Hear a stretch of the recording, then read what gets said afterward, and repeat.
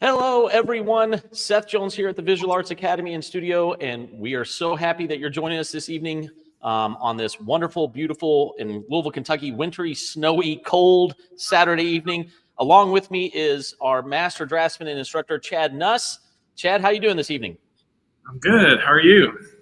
I'm doing great, man. I'm super excited to finally get to paint. I've been trying to find time to paint all day today since we canceled our classes due to the weather, and I'm just now getting to it. So I'm incredibly grateful for these next 2 hours so that I can do some work, man. I'm really excited to paint with everybody today.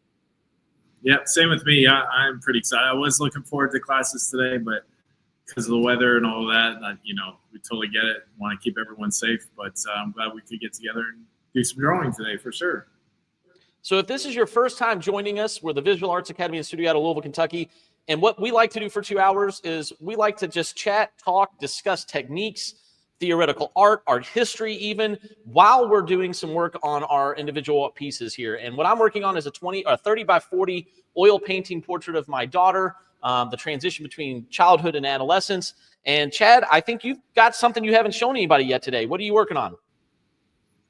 Yeah, I switched it up. So I went back and forth because I am working on a pretty large landscape, and that's what I've done the last couple times. But I like to switch a little, give a little bit of variety. So this one is an abstract work that I started a couple years ago. I'm going to say about 2 years ago, and I haven't actually worked on this. I want to say probably in about 8 or 9 months. It's been a while. It's just kind of hung around. It's one of those pieces that I started with the intention of every once in a while get it back out and work on it. But I currently have 5 really large pieces I'm working on, and one of my goals is to get these done. So I thought, well, tonight would be a great time for me to work on it and also give people a different view of my art and process and that kind of thing. So this one is about, I haven't measured it, so I want to say it's about 4 foot by 4 foot. It's pretty close to square. And it is inspired by a trip I took to New York City a couple of years ago, and it documents that in the form of symbols. So I'll use circles and lines and squares and angles to create a composition, but it's also all of the shapes and lines mean things, and so it tells a story about my experience on that trip. So I'll do a little quick. I'll pan out a bit so you can see the whole thing so far. As you can see there, it's about 3/4 of the way. I've just worked this corner, lower corner, what I'm going to work on today. But yeah, there you can see it. So if I gave just a real brief overview, so this area up in here represents God, and this represents kind of a subway trip that I took while I was at New York City. And as I was on the subway, I was observing people. I was observing the city as we were going by, and I was just thinking about just all these different people and how they relate to one another and how I was relating to them while I was sitting in that subway. I was thinking about them. And then when we get down in this area, this is a picture of me and just kind of my personal struggles while I was there, struggles with I didn't really loneliness, but you get this sense of like being overwhelmed by such a huge city. Yeah. And just surrounded by so many people you don't know. There is a sense of disconnect or loneliness in the midst of all those people. So that's kind of dealing with personal sins, failures, and temptations and things like that, which is why there's kind of a big dark cloud over there. And then there was a scene in particular that I think about as we're walking through the city where I went to this bridge. And as I was looking at the bridge, it was above some other streets going underneath. And there was all this crowd of people. And I remember looking off to the side, and there was a side street, and it had this kind of like a corner cafe, and there were people on the sidewalk eating at tables and things like that. And I was looking at a couple that was sitting at this table, eating a meal, talking. And I thought to myself, this like really profound moment of like, I will never, ever meet those people. I have no idea who they are, what their story is, anything about them. And I just thought, what a weird thing. Like there's so many people that we never ever meet or ever know in this life. So I just reflect on that. This lower corner, it's kind of represent like the buildings, all the people living in the buildings and all their lives and things like that. So that's kind of a quick overview. There's a lot more to it, but that's kind of what I'm going for. So. That's awesome. And guys, if you're new to, again, joining us, we'd like for you to let us know you're here. Let us know who you are, what you like. We hope that maybe you have a sketchbook out or a painting that you're working on as well, or you just ask us questions about what our techniques are, how we're working through things. We really enjoy it when we get to share with you guys. Again, we are a brick and mortar visual arts academy and studio here. We teach all ages. But the goal of doing these live sessions was to share out with people that aren't within our region, that aren't within our local area. And we've been so fortunate to have people from all around the world join and watch and ask questions and get excited and get motivated. So if you've got a question, please ask it. We love it. We love what your thoughts are. Let us know what you think of the artwork so far. Chad is out there with some really abstract, and I'm working on more of a traditional portrait, if you will. Let us know what you guys think. Ask questions. Get involved. That's what we really enjoy the most. And we may even get a little overly zealous about certain things, I guess, if you will. But Brian Toyo, thanks for joining us. BJ Levis, thanks for joining, guys. We really appreciate y'all jumping on and watching with us and sharing what your thoughts are about the artwork or just about art world in general. If you got a good question, ask it. We love it.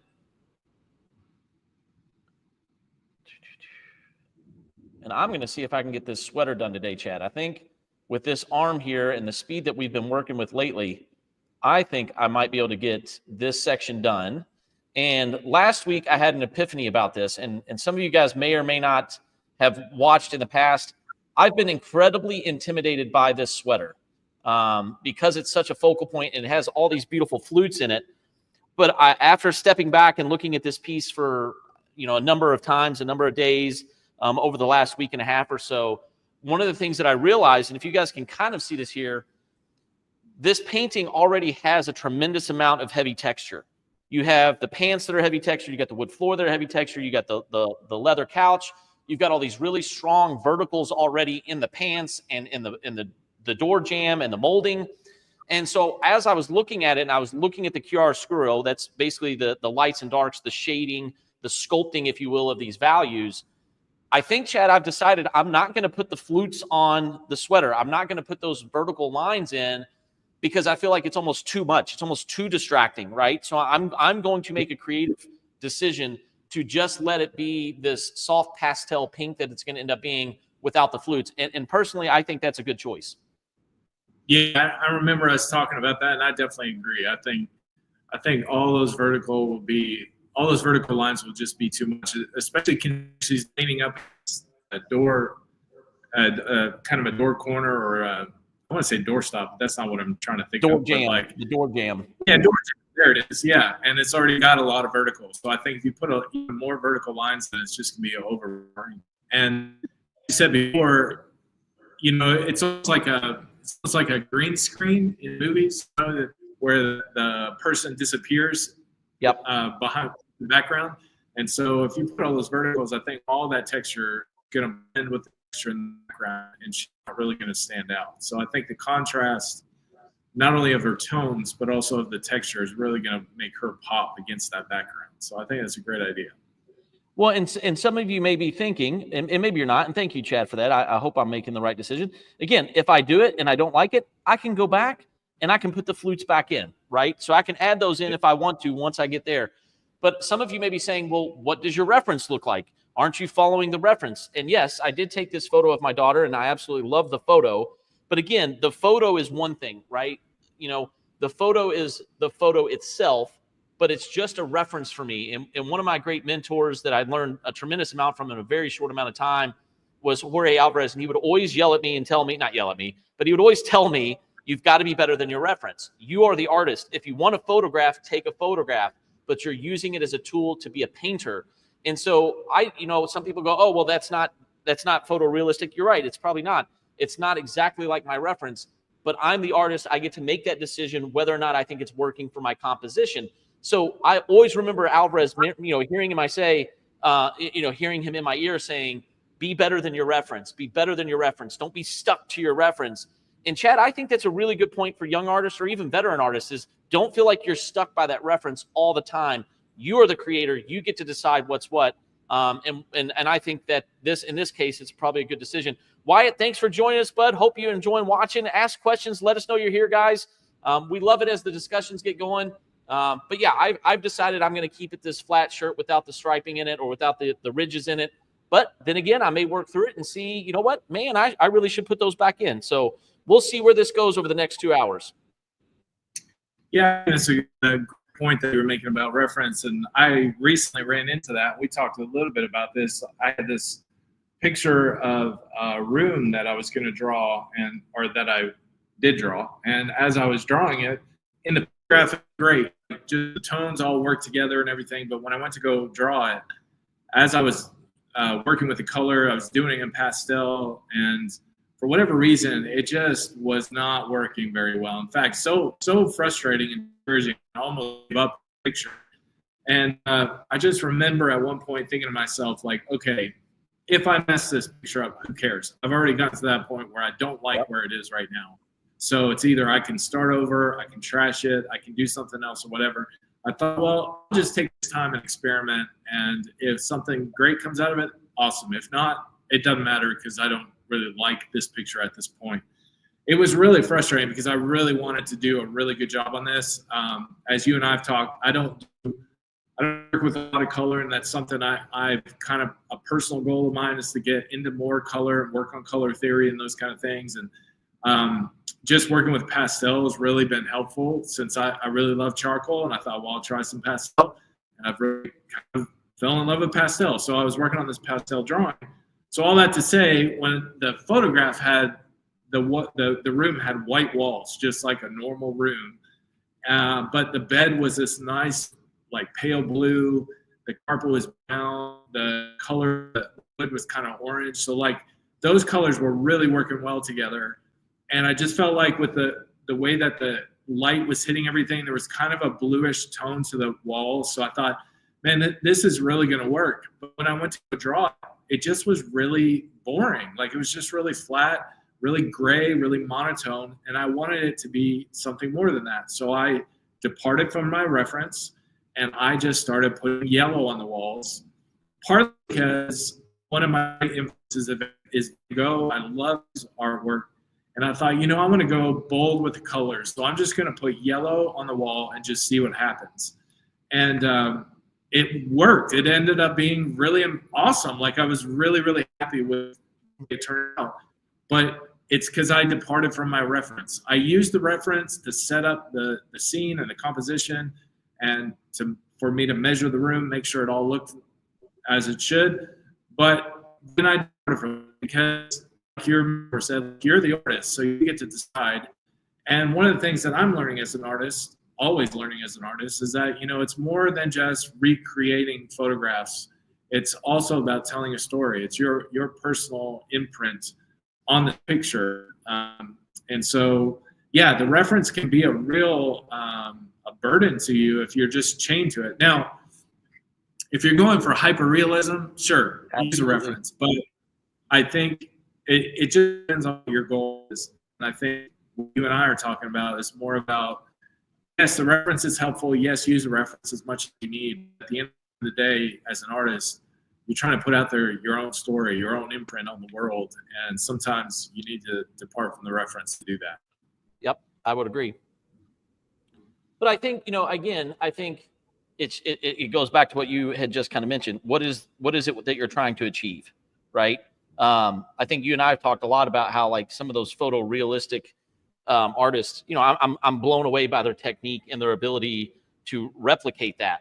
But I think, our goals are a little bit different. We're trying to achieve, something different than just that photorealism. And I think that's okay. I think it's okay to have both of those as goals. But I think you just want to I think my thing, and I said this to one of our classes this past week, we actually were able to have classes on Wednesday and Thursday, is I said, I just want you to get in the habit of making that conscious decision of you being in control, right? You not just great. When things happen, happenstance as an artist, it's awesome, right? Everybody references Bob Ross, happy mistakes, happy trees, all of that is wonderful, and I agree with it. A lot of things happen outside of your control, and they end up being amazing. But I like the idea of teaching my students to be conscious of their decisions, right, Chad? Like, not everything, in some cases, if your goal is to just be completely happenstance, that's fine. But if we're trying to dictate our work, then you need to be in control of the decisions that you're making. Does that make sense, Chad? Do you know what I'm trying to say there? It's 100%. And that's where I think people misunderstand abstract artwork. You know, a lot of times people think, you know, oh, my 12-year-old or my 2-year-old could, 12-year-old, my two-year-old could, like, you know, do that painting or whatever, you know, someone just splashing paint on a canvas. But a lot of times the artist that's doing that technique is doing it very intentionally. Like they're putting the color where they want.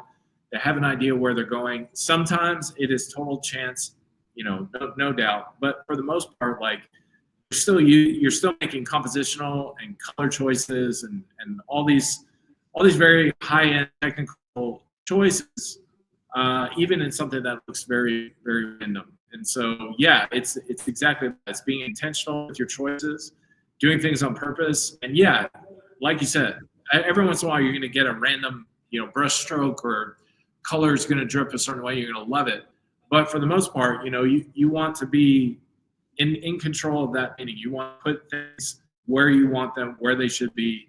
And yeah, so exactly what you're saying. I totally agree. If you just joined us, guys, thanks for jumping in. Let us know what you think of the artwork so far. Ask us some questions. If you're an artist yourself, let us know what you work on. Let us know what you're painting or drawing or sculpting or whatever it is that you might be doing. We had some artists not too long ago that shared with us that they were working on some other pieces. And boy, was it fun to talk about what they were doing. I think we had Laughing Girl on not too long ago, and she was telling us that she works in fibers and materials, and she was working on finishing a piece. And it was really neat to have that perspective of what she's working on while we were working on our work. So if you're working on a piece, let us know what you're working on. If you have questions about the styles or the artwork, we'd love to hear that too. So we're all for it. We're happy you've joined us today, and it's a really cold day here, so I'm glad to be indoor painting with everybody. We got about, what, another 3 to 5 inches of snow here, and about 4 or 5 days ago, we had, what, maybe 6 to 10, so we're covered up in snow. I love it. I do too. Yeah, it's my favorite. I know people don't like it because, you know, messes everyone's schedule up and travel and all that kind of stuff, but I love the snow. The only thing I don't like is that I don't want to turn on my fireplace anymore because the gas bill is so daggone expensive. I would love to have my fireplace going, but all I see is burning dollar bills, and I'm like, I can't turn on the fireplace because it's going to just burn that money. But having a nice fireplace, I think, works really well, and I love it during the winter. It's fantastic. But I agree with you. Outside of having to get out and drive in it, I think this weather is phenomenal. Yeah. We got ourselves a fake fireplace. Nice. One of the electric ones that, looks like the flames. Yeah, it's just yeah, exactly. That's awesome. Well, thank you guys for being here. We're so excited. I'm hoping I can get this sweater done today. I think I can power through it, hopefully. Let me know what you think. Let me know if you like it so far, because I'm hoping to get this grisaille. This is a grisaille, which is a gray tone or mid-tone and tints and shades underpainting. And essentially what I'll do next is I will then come on with glazes, which is a type of oil painting technique of layering glazes. And then as I put these glazes on top, what's going to happen is all these different values will create different tones of the chroma, of the color. So if I put a pink on here, you're actually going to get, 30, 40 different variations of that pink as I put this wash on top. It's not technically, I'm sorry, glaze. As I put that glaze on top, you're going to see the color come to life. And so I'm really working this really detailed so that as I put those glazes on, this piece should really come to life. It should really speak and come out with really beautiful colors. So I really want to get this grisaille done so that I can start moving on to the color phase. And I'm really excited for it. Demonstration 101, thanks for joining us. We really appreciate it. I probably got that wrong. You'll learn very quickly, guys and gals. I pronounce things horribly, and I apologize for that. But I did get a couple names right last week, Chad. So I'm like 2 for 2 right now. I'm doing all right. So I have I have a profound question, a discussion that we could start here. Oh boy, here we go. I better get some tea then, because that means I'm probably gonna be talking a lot. We just had some tea. I'm good to go. Yep. So this morning I was flipping through Facebook, and one thing I am very thankful for is that I'll get a few, because of the algorithm, I'll get several like art channels that'll come by, and I'll see some paintings, and I'll learn about different artists I've never heard of before. And it got me to thinking this morning, because I would see some of these paintings by artists I'd never heard of from, the 18th century, 19th century. There'd be some landscapes that are just absolutely beautiful. And then I'll go in, I'll click on it, and they have this really cool AI feature now that it will pop up information about the artist. And so I started learning about some of these different artists, and some of them were not like super famous. Some of them were locally known. Some of them were known, obviously after their life. Some of them were known. Like one I came across, it was like Van Gogh's brother-in-law or something, which I had no idea who he was, but he was a accomplished painter, nowhere on the same level as Van Gogh, obviously, but his style was very different. But it got me thinking, it's interesting to me, because as I saw these paintings, I was like, these paintings are like amazing. Like the degree of technical skill, the composition, the beauty of them were sometimes better than some of the more established art that we're all familiar with. They got me to thinking, why does that happen? Why are there some artists that become very noteworthy and others are forgotten, yet some of the other art is just as good or even better than the ones that Right. the artists that have become well known? And so I got to think about that today. I was really wrestling with that. And so I think I have an idea of why that happens, but I just want to start that out as a question to you. Why do you think some artists become noteworthy, whereas others go unknown, even though they might be better or more incredible than our more famous artists? What do you think? Well, before I dive into that, because that's a phenomenal question, and I think one that's really big for discussion, I want to give a big shout out to our boy Joe. Joe, thanks for jumping in, brother. Great to see you back. Yeah. And we are so excited. I'm glad you guys are going to be joining us for a 2-hour painting session. Glad she loved her Christmas present. I think you did good, brother. We are going to be excited to paint together. I can't wait. You guys let me know when you're ready to get in here, and we'll get painting together. But thanks for jumping in, Joe. Really appreciate it.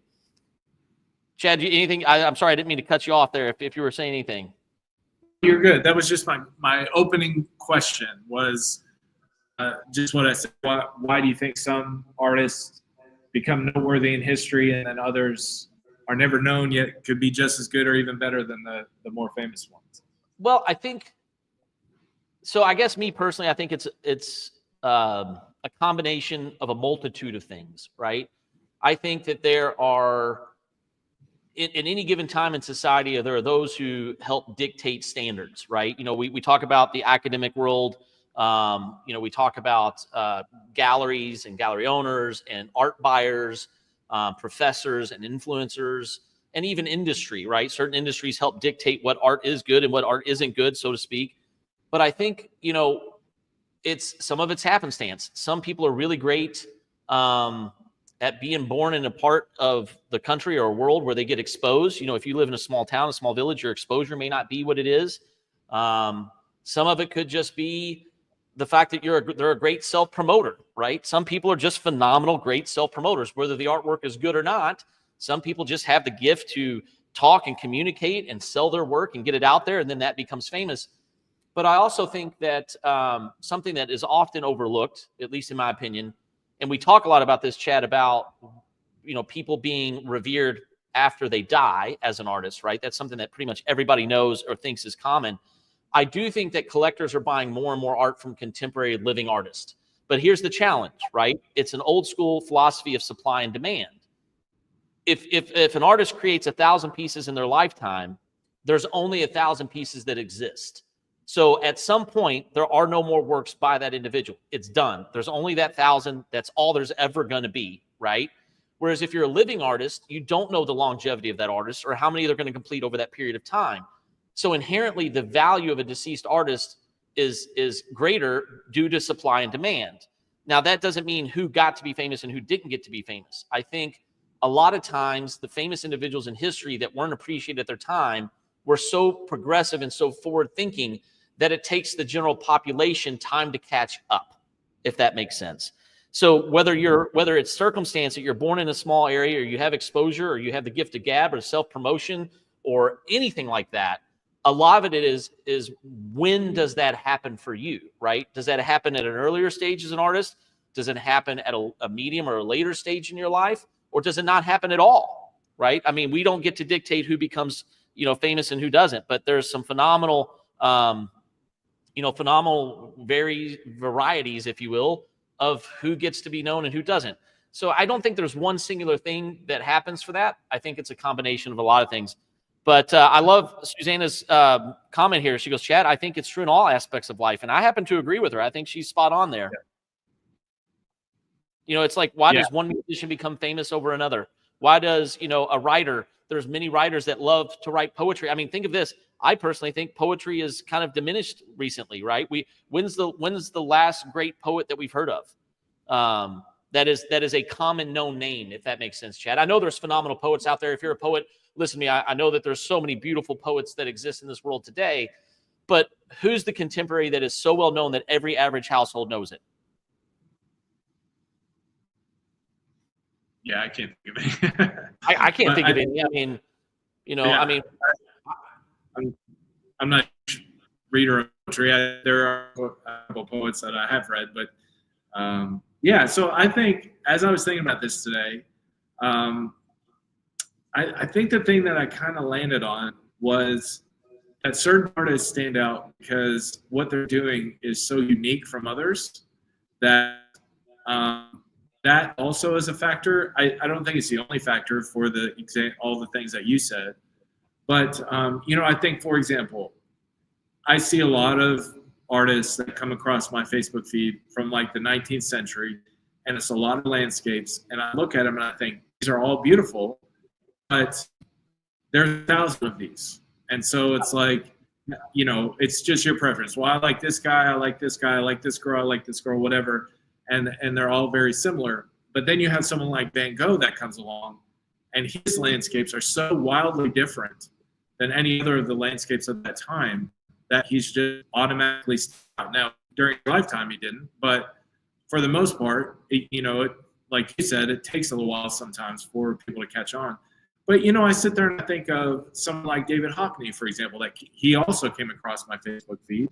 And I was sitting there thinking about him, and I was looking at some of his landscapes, and I thought, his landscapes aren't any better or more significant than others, but how is he so well known? And I thought about it, and I think, and I don't know a ton about David Hockney, but I do remember him doing those paintings, his California paintings of the pools, where he would do a pool scene in his backyard architecture and everything, and then he would do the splash. And the way he did the splash was so different than the way anyone else did a water splash that he immediately became well known for those paintings. And I thought, well, there's an example. Here's someone that's doing landscapes, architecture work, common life scenes, but he's doing it in such a unique way that he stands out for the rest of everyone else around him. And I thought over and over, that same pattern I keep seeing. Like during a specific time, there's going to be thousands and thousands of artists, but there's only going to be a few that stand out because what they're doing is so unique from what everyone is doing. And sometimes it's so far ahead that people just don't get it, that they don't get discovered during their life, and it's not till later. Right. But I just got to thinking about that, like, and not that the end goal is to become famous. I just thought more in terms of, okay, well, if that's what it takes for an artist to be noteworthy, that's because one of your goals as an artist, it may not be the only goal, but one of the goals as an artist is to tell a story or to tell your version of reality or your version of whatever is, and put your mark on the world, not for the end goal of becoming famous, but because you're an artist. It's more than just copying what you see. So there is valid use for that. There's, if you want to be a still life artist, go for it. That's amazing. Yep. But I think for a lot of artists, they want to put their unique take on it. Why, when I'm doing a still life, what do I see when I do this still life? What does that mean for myself as an artist? I mean, what do you think about that? Would you agree or what? No, I do agree, but you kind of triggered a thought in my mind, which is I wonder if that's why so many contemporary artists are desperate, or at least now to me, it kind of seems almost desperate to be that next big unique thing. And so they do all those random things, jumping on trampolines, doing this and doing that and all this stuff, to desperately be that next big thing rather than just let it be organic. You know what I mean? Like, I think so many of the contemporary artists, they push because they want to be that avant-garde. They want to be that big new thing. And I wonder if that's part of the reason we see a little bit of, I don't want to say ridiculousness, but something that's just a little far out there. Right. And so I'm wondering if that's why you were talking about that. I'm like, man, maybe that's why people push so hard. But I want to give a shout out to Susanna here. She says, there's a ton of people that are amazingly gifted, but never are famous. They are usually even better than the famous people. And I think that proves Chad's point too. I think there's a lot to be said about that. Right. And so it is, one of those things, and everybody's got to eat. And so sometimes when you get a little bit of notoriety, it ends up paying off, and that you can do more because you can provide for yourself via your artwork. Right, Chad? So I think there is some of that there for artists as well, as, hey, can this be a livelihood for me? Can I do well enough? Can I succeed well enough so that I can do this full time and provide an income and a lifestyle? I mean, you talk about Van Gogh. Well, Van Gogh was pretty much sponsored his entire life by his brother. I mean, yeah. I think I have that correct, So think about that, He was very fortunate to have I don't want to say a patron, because I don't think he was technically a patron, but, he had somebody who helped sponsor his lifestyle. Not many contemporary artists have that, right? Yeah, 100%. Yeah. So for me, as I was thinking through that, I got to thinking for myself, like, so what does that mean for me? Like, what is my vision for art? What is my purpose for art? We've talked a little bit about that in the past, but I wanted to throw that question to you. When you sit down and you think about yourself as an artist, you think about the work that you're doing right now or future work, what is your overarching purpose? What is your overarching vision for yourself as an artist? And how does that dictate your individual pieces? Like, what do you choose to draw and paint? Yeah. That's such a tough question. That's what I'm here for. It's tough questions. I know. Hey, we'll push the discussion, right? Let's push that discussion. And thank you. She agrees. She agrees with me. Thank you. I'm so glad finally somebody agreed with me and not just Chad. No, I'm kidding. I'm teasing. But no, I think I don't know. I struggle with it because I'm going to be honest. I love it when I get to give away pieces or when pieces sell. And it's not, yes, the money's nice. Don't get me wrong. The money is nice. I think that's validating to a certain extent. And there's a sense of professionalism that comes from selling pieces. But I love giving away pieces or having people purchase pieces because now I truly feel that they have a piece of me. I put so much into my artwork, and I invest so much of my life, what I've done for the last 30 some odd years into this, that now I feel like they are hanging a piece of myself on the wall, and it resonates with them. It connects with them for some reason, right? It may not be the same reason it connects or resonates with me, but I do enjoy that. And so I do like being able to sell works. But as I've gotten older, I realized that part of me that I'm sharing with people, I don't need to sell the piece to receive that, if that makes sense. I love it when people get to walk past a piece and see it. There was a couple that came into the gallery or the studio today. They didn't know where they were. They were actually in the wrong location, but they walked by this piece and I saw them see this and they go, wow. Right. And the father actually stopped because he had a little girl with him. And maybe I'm making this story up in my mind, but I think he looked at it and literally was like, I'd love to have a painting of my daughter like that. You know what I mean? Like, I think, you know what I mean? And so for me, it's really getting the emotion out. I have to get it out. I know that I'm a healthier person when I create. I know that I'm a healthier father, a better husband, a better friend, a better brother when I am creative and I'm putting that out there. And for me, that's my number one goal. I have to create or I'm not Seth. If I'm not creating, there's a part of me that doesn't exist in this world. And that part is what God gave me the ability to do. And I have to put that out there. So yes, do I want to sell that? Yes. Do I want to be known? Not necessarily. I don't know if I want to be known, but I would like to be valued as an artist. Does that make sense? Like, I would like for people to see my work and go, this is good art. Now, good art is very subjective, ladies and gentlemen, and we understand that. We've talked about that almost every single session. but I would like for people to say he has mastered his craft or he is mastering his craft, because I don't feel like I'll ever truly master it. I think, the saying of Michelangelo, ancora imparo, still I am learning. I hope I achieve that throughout my life, that I'm constantly learning, but I'd love to get to a point where people go, wow, he is mastering his craft. Oh, that's great. Yeah, that's beautiful. So do you plan out your paintings as far as like for the year or for the future? Like, do you have some in the back of your mind, or are you thinking, okay, I've done these, I want to try this, or how do you go about planning out paintings or drawings? That's great, and usually it goes anywhere between 3 and 5 year stints. It usually takes me 3 to 5 years to kind of run the gamut of what I'm working on or what I'm thinking about. And so usually if you look at my quote unquote bodies of work or collections of work, they span anywhere between that 3 to 5 year time window. Now, granted, I was working full-time jobs at that time outside of the art world, in marketing and advertising and automotive marketing and advertising, and teaching. Even I was, an educator. And so I didn't have the full-time energy and time, legitimately time to paint on a regular basis. So it could have taken longer to achieve that. But usually I come up with a concept, and that concept grips me and it grabs a hold of me and I can't let it go. And I will continue to work on that concept until I feel it be completed, and until I feel satisfied that I've gotten all that out on that concept and that idea.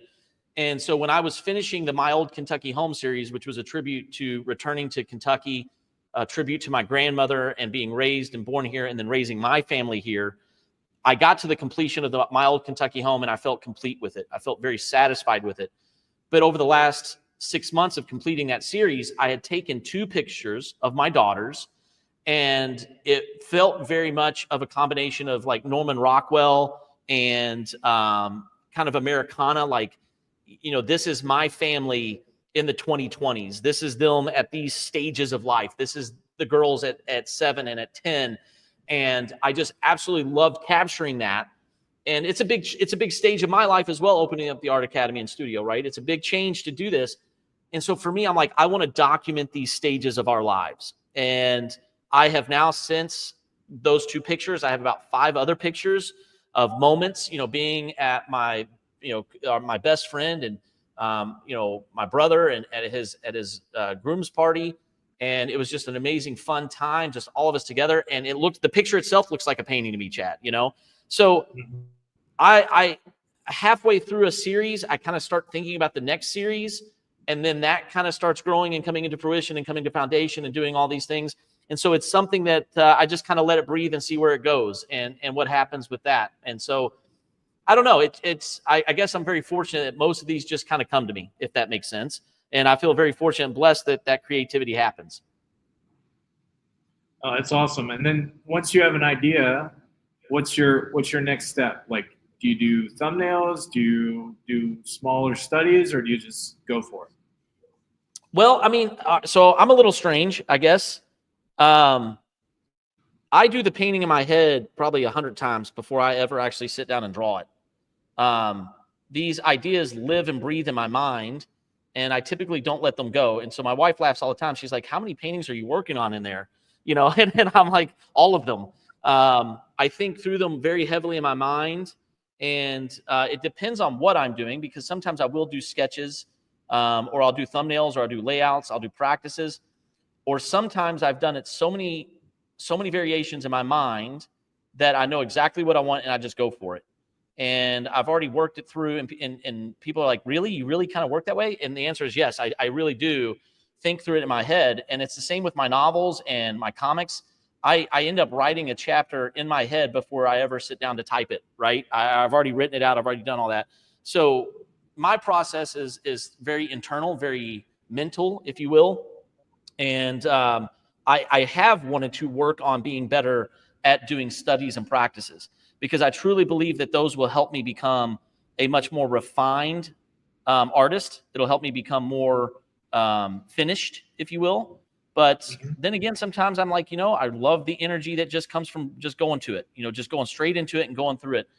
So that's the combination of that. But this is something you and I kind of talked about a little bit too. So what is your process? How do you work through those things? Yeah. So as I was thinking about, the first question I asked about, being a noteworthy artist and that kind of thing, and that thing just kept coming up to me about, a lot of these artists have their one thing that they are kind of known for, whether it's a particular style or a subject matter or whatever have you. And I was thinking about my own practice, and I've said this before, but I refined it. I said before, like I had to have like a one sentence mission statement. What I Mm-hmm. had before, I want to create art that inspires people to contemplate life in God. And then I got to thinking about it more, and I was like, I today actually in my journal, I refined it a bit, and I said, no, I want to create art that moves people to contemplate God. And the reason why I changed that is because inspire is a nice word, but I thought move is a more powerful word. It's like one of those words where, it's one thing where you see somebody, you're like, oh, that's very inspiring. You'll see someone that's, really good at something. Man, that inspires me to be a better, better person or better at whatever it is. But move is like an emotional gut level reaction to something that I think is even more powerful than inspire. I think when you're moved by something, it leads to inspiration. And I think when you move something, you're captivated by it. And the idea of creating an artwork that moves someone, to me, is an amazing moment, an amazing gift to be able to do that as an artist. And so I thought I really want, that's really what I'm going for. I want art that moves people. And I said before to contemplate life and God. And I thought about it more because I was working on a picture right now, another pastel drawing. And I thought, actually for me, I do like philosophy. I do like thinking about life and those kind of things. But the one thing that really fascinates me is God. And I thought to myself, now that's a difficult thing to articulate because for a lot of people that makes them uneasy. Right. And I'm not one that wants to like push my version of God on someone else. So that's not what I mean by that. What I mean instead is that I paint things about what ultimately fascinates me. And for me, that would be the topic of God. Now, that doesn't mean that someone that is an atheist or of a different religion or different viewpoint couldn't appreciate my artwork. I definitely think they could. And that's not, my goal is not to convert them or to persuade them, but instead I want them to move. I want them to be moved to consider what I'm reading, the experience of it in and of itself. And so as I thought about that, then I thought about the work that I'm doing right now. And I thought, okay, well, what purpose do I have behind this artwork that I'm working on? So right now I'm working on pastel, and I showed you the photograph of it. It's a street scene from New York City of this crowd, and I've been working on it for the last couple of days. I'm pretty happy with it. The reason why I did it is because I just wanted to do something with that amount of detail. I'd never done something like that. It's like personal. Can you do something in color with that many elements in it and that kind of composition? And so that was my personal challenge. Well, the more I thought about it in the bigger picture of things, if I'm trying to make art that moves people to contemplate God, when I look at that picture, it doesn't really do that. It's more of, oh, that's interesting. It's a street. That's great. There's a million of those. Artists have done those, forever. Right. And so, okay, well, I definitely want to complete that one, but that wouldn't be in the echelon of art for me that makes my personal mark on the world. That's just a personal exercise for me to work on a specific skill. So I know this is a long answer, but I'm getting to the answer.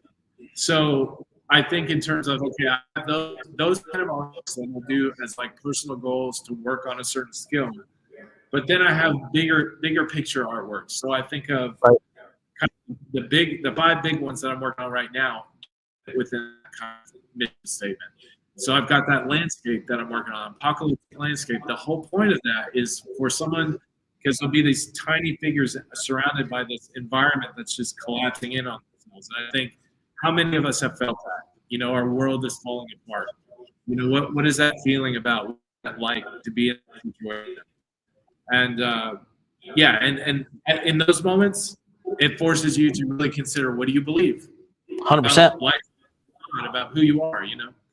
This abstract one that I'm doing right now, this is a lot about God's relationship with the city, with people, with crowds of people. Is that even a reality? Does God even really exist in the midst of all that? The one that I'm doing I've got one at home, another abstract one at home, and it's just contemplating the reality if God did exist. I've got another one that's another abstract one that's at home, and that's the same thing. And then I'm doing a large portrait of my wife and Adam and Eve. Well, there's obvious things about God in that one. So, so that's kind of how I think about it. I think about the bigger picture. How does each individual piece I'm working on in my personal mission statement, my personal mark on the world? And I think that me thinking through that today was really helpful, just to clarify, like, why am I making these pieces? Because there's a lot of times, like, I'll start on a piece and it seems like a great idea, and then I'll get it done. I'm like, okay, well, that's great that I did that, but this is something that someone's gonna buy. It was more for personally, but why did I put it out there? Why did I spend all that time on it? And so I think having a mission statement or like a clarity about why you're doing what you're doing helps you to kind of avoid wasting your time on like side projects that don't really matter, and instead focus your time on the pieces that do matter. So it is important for me to get these 5 large pieces done because it does fit within my mission statement. It's like we talked about the other day. You were like, I'd love to learn the guitar. I'd love to get into sculpting. I'd love to, all that. I had that same thing. I have a list of things where, man, I wish I could do this. But you only have a limited amount of time. So for me, I think, okay, if I'm going to spend my time doing art, I need to do the kind of art that fits within the mission and the gifting and the talent that I have to do. And so that's how I kind of approach it. I think that framework. Well, and I think what I hear kind of a subtext is the intent. What is the intent? Yes. Is the intent to study, to practice, to communicate, to translate even, like what is the intent? And I feel like sometimes that's what's missing in a lot of these, right? Like I see a video of this guy that just pushes over these buckets of sand and they just kind of fall. And it's been reused in all these different videos and stuff. And again, I don't understand. I have not read the mission statement. I don't fully get it. But one of the things that I think is very telling, or at least to me, maybe I'm wrong, Chad, is after he pushes it over, he just kind of looks up and kind of goes like this. He just kind of goes, and that's it, like that's it. And I'm like, well, he wasn't profoundly changed by it. You know what I mean? Like even the artist himself wasn't moved by it. And I don't want to speak for him. Perhaps he was. But when you kind of go like this, I'm like, well, then even he was uninspired, right? To your point, even he was unmotivated, uninspired, unchanged. And I think art is supposed to speak. Now, there's art for decoration. I get it. We've talked about this. I've talked about that. Great. It looks good with the curtains. It looks good with the couch. It looks good with that. That's one thing. That is creating an environment that feels good for you and motivates you and encourages you. There's nothing wrong with that. But dear Lord, look at a painting, look at a book, read a book, watch a movie that moves you, that challenges you to feel something. That's what artwork is. Something that's supposed to motivate you and encourage you to think deeper about this existence and the experiences that you have. That's what I think is missing. A lot of contemporary artwork just doesn't do that.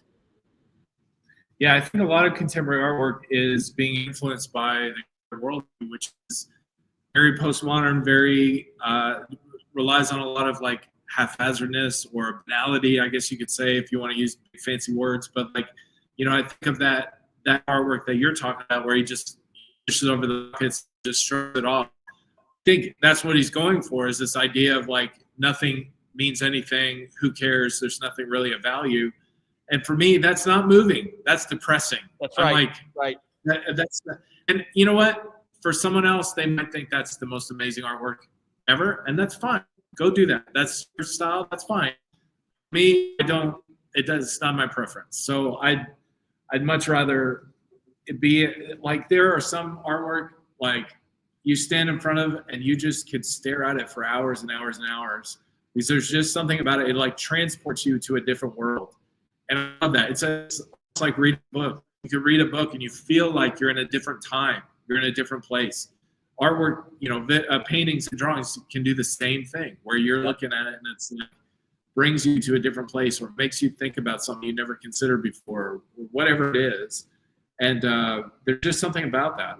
I love like walking through an art museum and just contemplating things and just looking at different paintings or just 100%. I think a lot of the stuff you see today, not to like rag on it all, because I think there is some good stuff today, but the majority of it is just that whole concept of like there's no meaning to life, there's no real value to things. So who cares if it's drawn well? I heard one artist explain it, that modern art or contemporary art purposely tries to create things without skill. It's part of the worldview. It's part of the way of creating things. So that helped me understand, because a lot of times I would see like there's a lot, like right now there's a big movement of doing figurative painting in contemporary art. And I see so much of it. I'm like, that's so poorly painted, like, or poorly drawn, or like, and it's not just like out of proportion or anything. It's just not done well. But when that artist explained, they're doing that on purpose. Like that's kind of the goal. I'm like, okay, I understand why they're doing it. I don't agree with it. I don't think that's an advancement in painting. I think to me, sometimes it feels like it's a cop out for lack of skill. 100%. Sometimes to me, it's a cop out, and maybe it's not, but it often feels like a cop out to me for a lack of dedication and skill. Because there are some people who are just naturally gifted with the ability to render right out of the gate. But for most artists, it takes many years of mentorship, of expertise building, of skill-based learning, of trial and error. And I think a lot of people don't have the dedication or the desire to go that route. And I think a lot of times it's a cop-out. It goes back to the whole thing that you said about intention. I just got distracted because my friend Kyle Meadows is here. Said that Let's put this up here for the world to see. Thank you.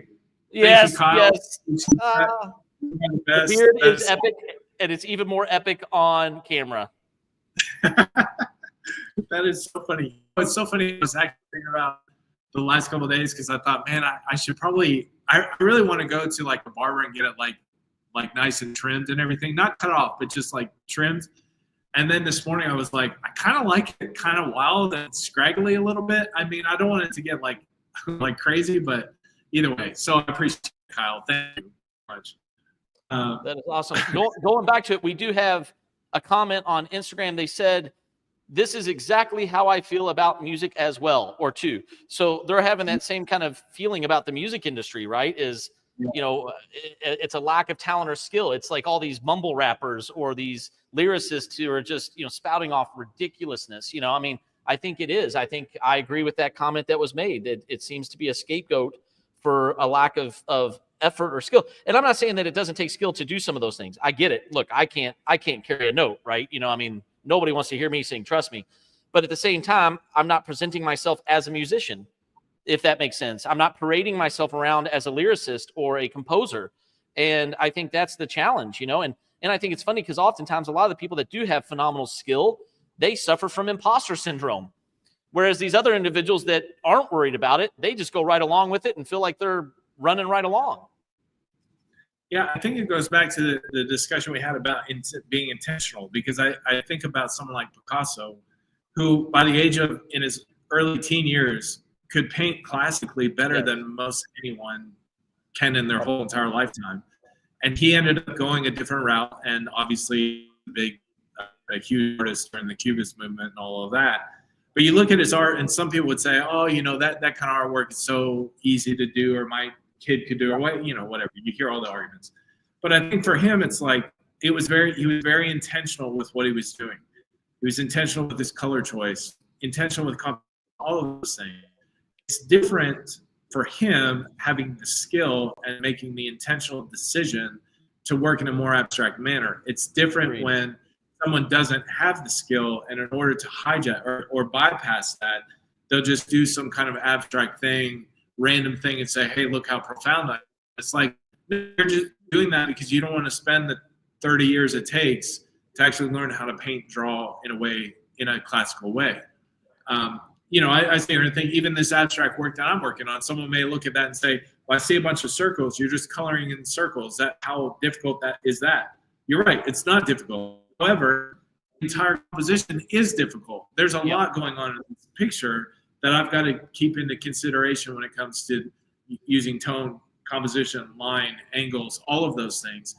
That requires a lot of intentionality. So I think it goes back to that comment you made about being intentional with what you're doing, if it is abstract, and if it is a bit different. Even if you're using chance, like I think of Marcel Duchamp, one of my favorite artists of all time. One of his artworks, and he's not the only one. I'm thinking of, I think Matisse did this as well, where what Duchamp did was he took string and let it fall to the ground, and then trace the outline of the string, and then cut that out on a piece of wood, and did 3 of them, and he used that as a standard of measurement for one of his artworks. And I thought, to me, that's brilliant. I love that. Whatever. Someone else may think that's the dumbest thing ever. Matisse did the same thing, where he would cut shapes, let them fall on the canvas, and then paint those as an exercise in chance. I love that. There's intentionality with that. And both of them could make incredible artwork. Like, they were very technically skilled. And so it was a conscious decision, not a scapegoat. 100%. Exactly. Yeah. And I feel like that my wife has a degree in music, and she studied vocal performance. And she often talks about the frustration of new music, because new music would be like they'd go to a concert in school, and someone would get up and they would bang on a typewriter. Yeah. And someone else, like hit the side of a door, and they would call it like symphony in E, typewriter and door. Like, right. This whole thing. Like, can you actually play a symphony like an established symphony, or is this just I don't want to put in the hours to actually learn how to actually play classical instead of bypass that by making this new music or whatever. So yeah, I totally agree with what you're saying. Well, and it's funny because I know it's in most industries. I know a young man who is one of the most talented vocalists I've ever seen personally, right? Like, like actually stood next to and listened. And he's a traditional opera singer.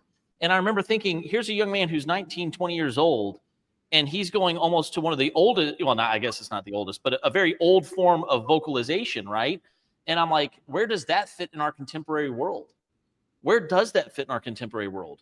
Because I almost feel like it's kind of like the organ, right? Like the organ is an instrument. It's like a dying instrument. And I think it's such a shame. But I think that's happening in the art world as well. And it's happening in the art world, partially due to AI, right? People don't value, or at least I should say this, I hope it's a cyclical thing. I hope that the value of original created artworks comes back. I hope it does. I don't know if it will or not in my lifetime, but I hope it does. And people will value that. I do think things are cyclical, but I hope that comes back around, just like, vocalists that are, exceptional. You know what I mean? I hope it's not just, it's like auto-tune. You remember auto-tune in the music industry a few years back? Yeah. It's like, I hope that we get back to these crazy vocals that send chills down your spine and make goosebumps stand on your arms, have those experiences. And cell phones are guilty of that too. We see all these images where people aren't living in the moment. They're too worried about recording it rather than just feeling it in their freaking soul, and that's when you get trained to not feel those things, then you don't desire those things any longer, because you don't see value in experiencing it.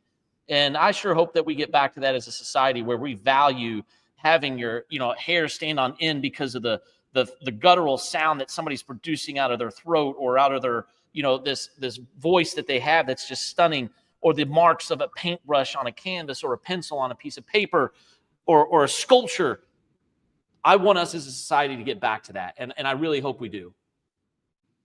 It's interesting. You brought up AI, and I was exactly the very thing that I mentioned was, the thing that AI has done, among other things, is that it's given people the opportunity to bypass the need to spend years and years and years to learn art, because you can so simply put in a prompt, and then all of a sudden the machine creates what you ask it to do. And I just it's so frustrating because someone can create something like that and call it their own original artwork, and it's like, well, I guess in some sense, but I feel like at that point you're an art director. You're not really an artist. You're not the one that's really, you're telling a machine to do something you want. Now, you can push back on that and say, well, when you use Photoshop, that's right. You're doing the same thing. You're telling the machine to do you're marking something the machine is producing your marks. Right. But I think the difference with A is that it's actually grabbing from all these other artworks and all these other artists to create something new. And so I think there's some good with that, because I think you, as an artist who actually works at their craft, I can be very inspired. I've seen some AI work that is pretty amazing. Now, but at the same time, I think for a lot of people, it's just a way to bypass, putting in the hours and hours and hours and years it takes to learn a craft. And don't get me wrong, it's a phenomenal tool, guys. I'm not opposed to the phenomenal tool. But and by the way, Kyle, thank you so much for that wonderful comment. Thanks for watching. Thanks for being pleasant about it. We appreciate it. And it's funny because a lot of people, I'm going to chime in on what he said, because a lot of people think that it's just always a gift to be able to take those things out of your mind and put them out on paper. And yes, I think there is people who have that talent and that gift. But Chad, correct me if I'm wrong. I think you feel the same way I do. It is also a learned skill. It is also something that you practice to get those images and those thoughts and those pieces of artwork from your conceptualization in your mind out, right? To put it out there. Yes, it's a gift, but I think it's also something that you work at, right? Oh, 100%. I mean, I can remember years and years and years of just being incredibly frustrated because you have in your head what you want to put on the paper, but you don't have the skill to match it. Yep. And so you'd want to do these great paintings. You have these great ideas in your mind, but you couldn't put it out there.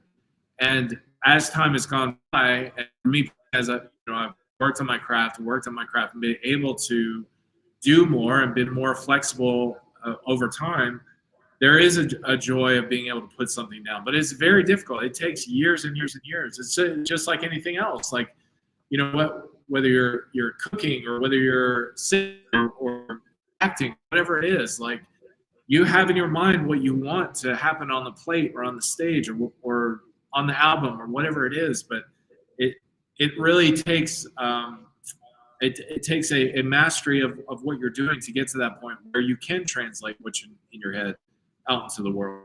Well, I'll share this. I'll share this even more, Chad. I've wanted to paint like this portrait of my daughter my entire life, and this is the first time I'm actually doing it. I've wanted to paint like this in this style of oils for my entire life. And I remember watching my mentor Alvarez, one of my professors, and he was so wonderful, thinking I'll never be able to paint like that. I'll never get to that point. I remember being a kid looking at all these artworks going, I don't know how they do it. It was magic, right? It must have been magic. And then all of a sudden, 35 years later, I think I shared this with you the other day. Chad and I, sometimes after we do these live stream, guys, he and I will just kind of sit and talk for a little bit. And I told him, I said, I finally feel like I have a chance to do a work at the level that I've dreamt of, right? Like I finally have a chance to do a piece, and I'm sitting there going, I dreamt of this as a kid. And people will probably think of this. If you watch this later, if you're watching now, you may think, well, that's absolutely ridiculous. That means it was probably over 35 years in the making. Yes, it is 35 years in the making. That's exactly the point. It's taken me 35 years to get to this point. And it's exhilarating. It's also terrifying because, I don't know if I'm there yet. I still don't know if I'm there, and I don't think I'm there. But maybe that's why we're so hungry all the time, Chad, to create and to produce, because we don't have this idea of, oh, it's going to happen today. We have this idea that it will happen someday. I will get there. I will achieve that. I will feel accomplished. But I will tell you, I had, with this painting, a very surreal moment the other day. We had our drop-in live drawing sessions, and Terry came by, and she was so much fun to draw with. It was an awesome experience. And as she was leaving, she walked by this painting. And Chad, do you remember what she said? No, I don't. She goes, I don't. Sorry. She goes, I don't think I'd want to mess with that girl. Yeah. And, sorry. No, that's all right. I'm glad you didn't, because then I got to say it without ruining the surprise for everybody. And I'm sitting there going, then I've done the painting right, because the goal is the attitude of this 7-year-old. And I even said to Terry, I said, is she holding up the wall or is the wall holding her up? And she looks at me and she goes, she's holding the wall up. And I'm like, yes, I've got it. I've got what I'm trying to achieve with this painting. That's awesome. That's spectacular. Like, I'm finally getting close, right? I'm getting close. And that was so rewarding to me and so exhilarating, because I knew that a viewer who just glanced at it, walking past it, understood the vision and the goal behind the artwork, and she connected with it, which takes us back to what we were talking about 45, 50 minutes ago when you first started this. It's about the intent. It's about emotionally connecting with people. It's about generating that response. And this is a life dream. This will be a life dream painting for me, because I've waited 35 years to do it. And it took 35 years to build the skills to do it.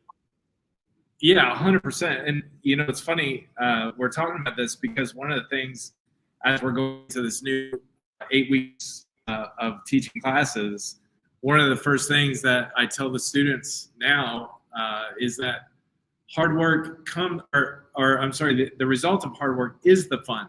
Because a lot of times students come in thinking, oh, I took this class because I like to draw, and drawing is fun, and I want to come here and learn to draw because it's fun. And I have to remind them, it is fun. However, it does take a lot of hard work.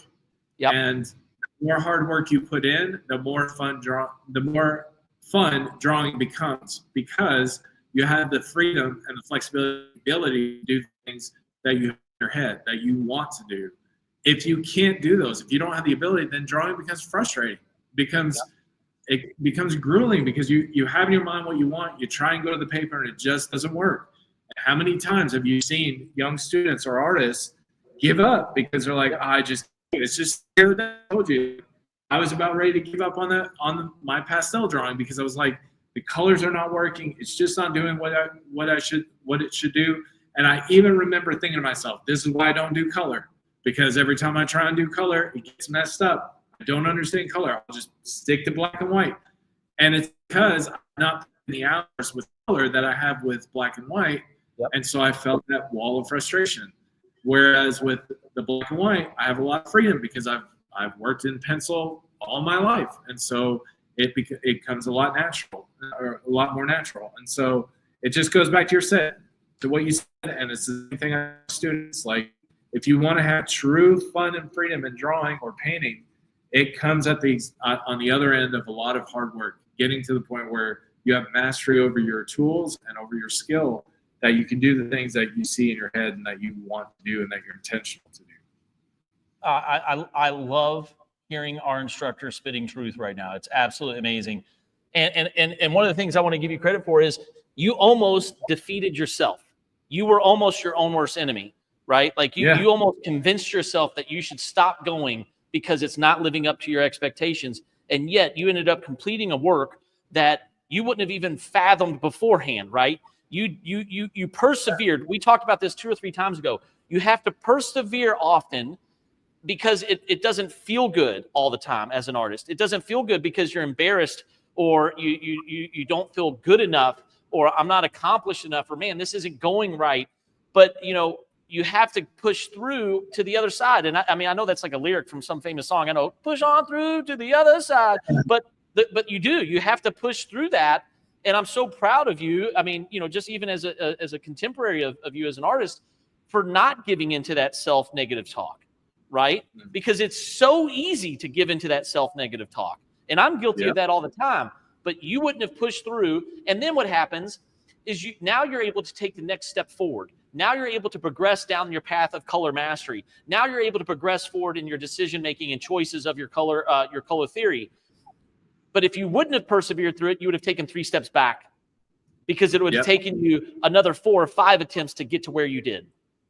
Yep, 100%. I thought about that as well, because I thought, well, if I give up, then I'm not going to grow if I just give up. I'm going to grow by struggle, by forcing myself through this and keep working at it.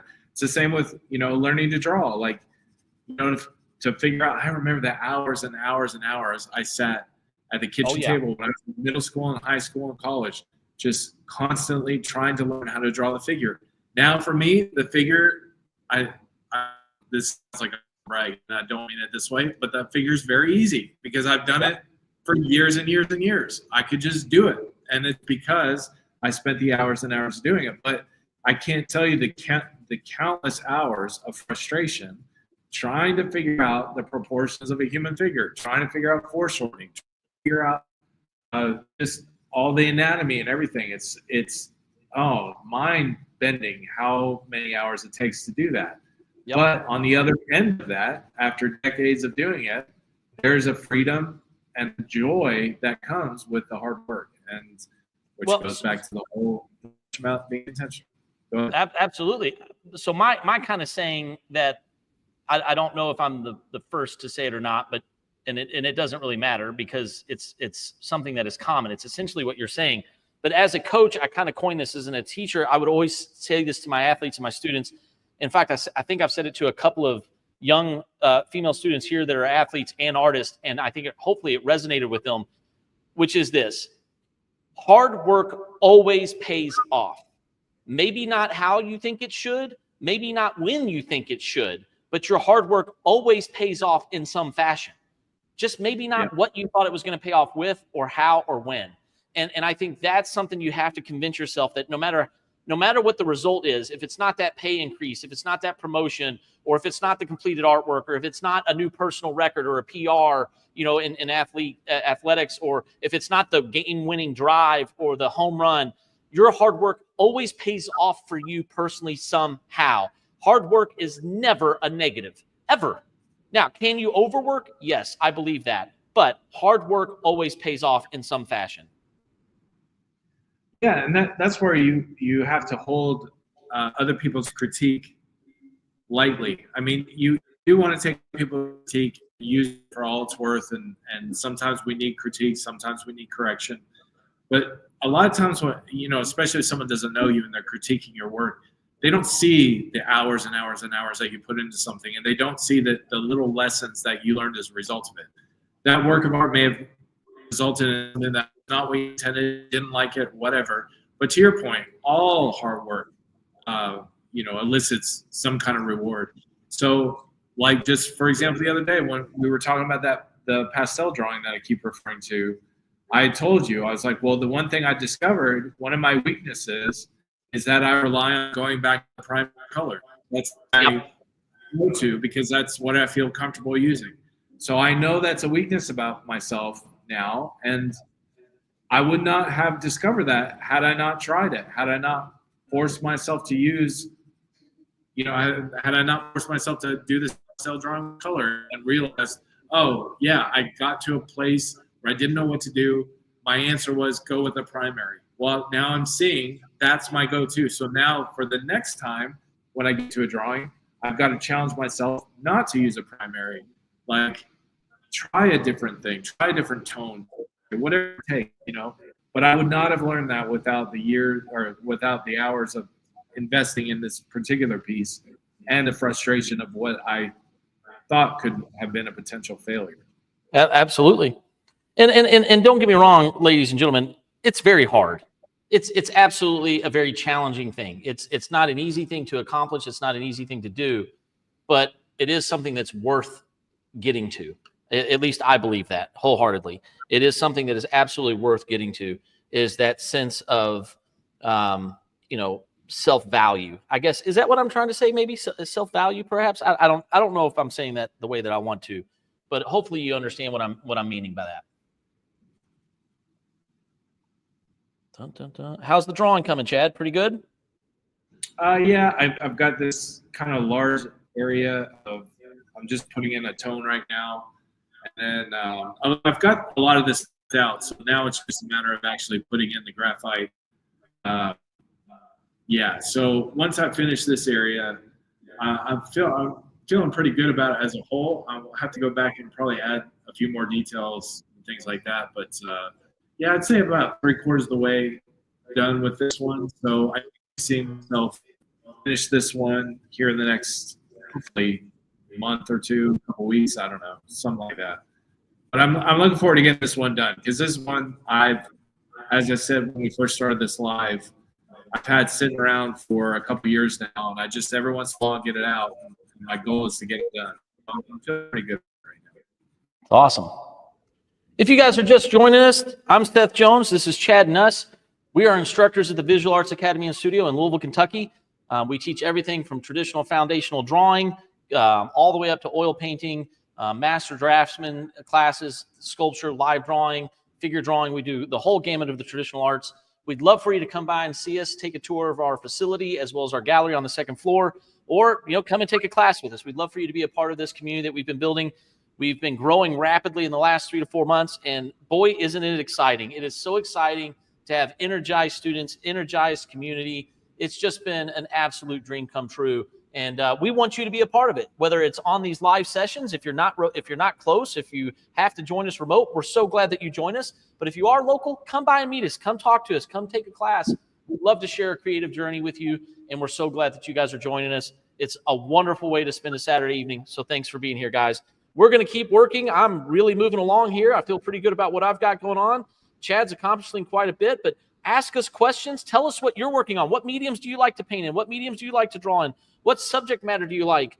Believe it or not, Chad and I do a lot of comics and cartooning, and we do a lot of different mediums, so we'd love to know what you like and what you work in. But thanks for joining us, guys. It's just such a pleasure to be a part of this, and we're so happy to be here. So thank you for joining us, everyone.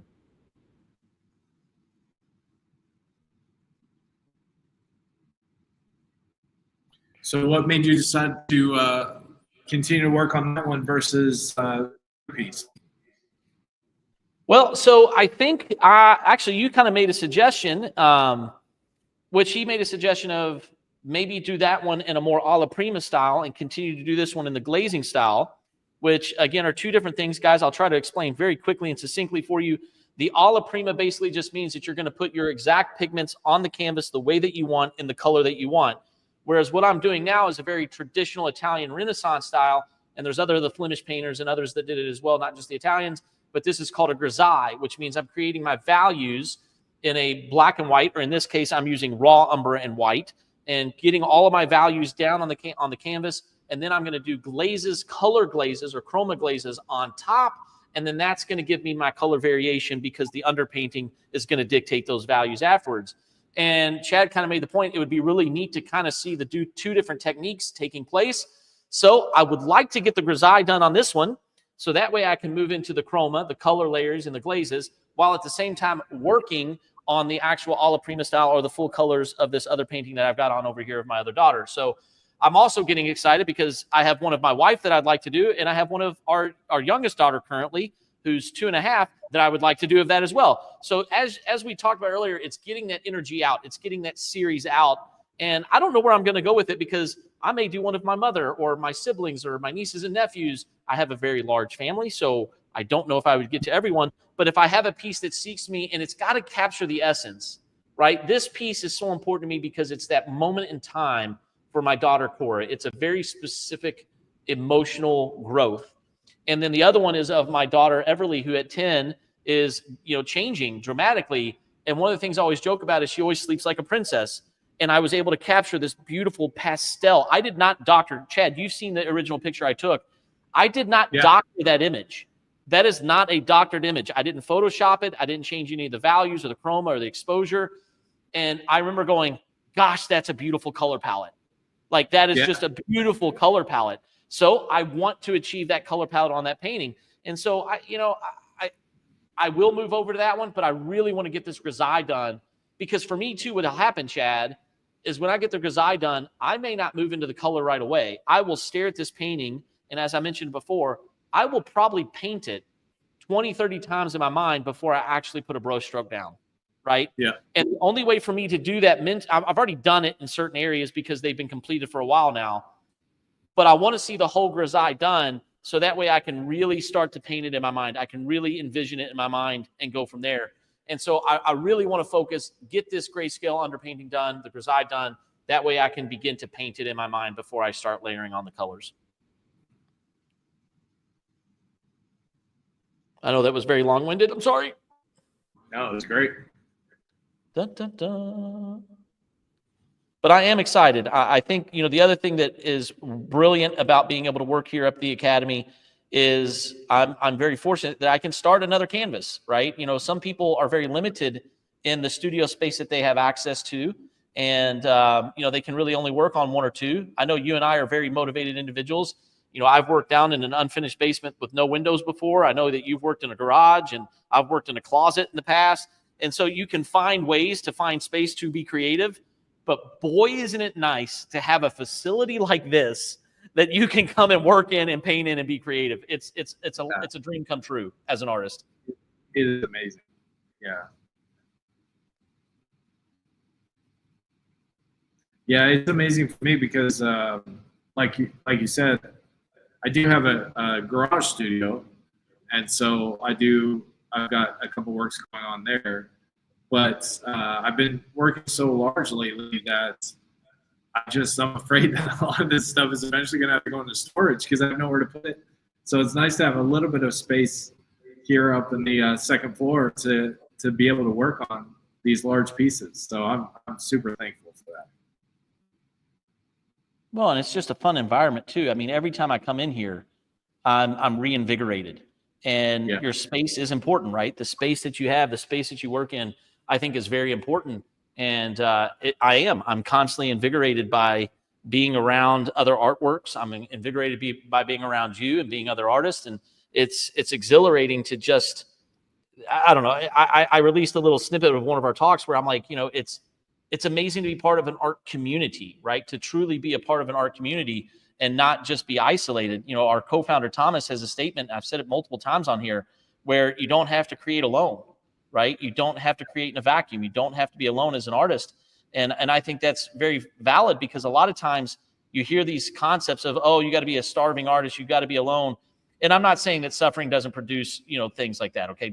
I don't want to, because I know that sometimes those moments in life generate phenomenal things, right? Phenomenal experiences. And you're able to put those out on paper and people can relate to them and all that kind of great stuff. I'm not belittling those experiences or that journey, if that makes sense, Chad. I'm not saying that that's a bad journey, but boy, it's nice to not feel alone sometimes. I think personally, it's nice to not feel like, being a little bit unique in the way that we view things or think or creatively or produce artwork, that there are other people out there that are interested and similar in that mindset.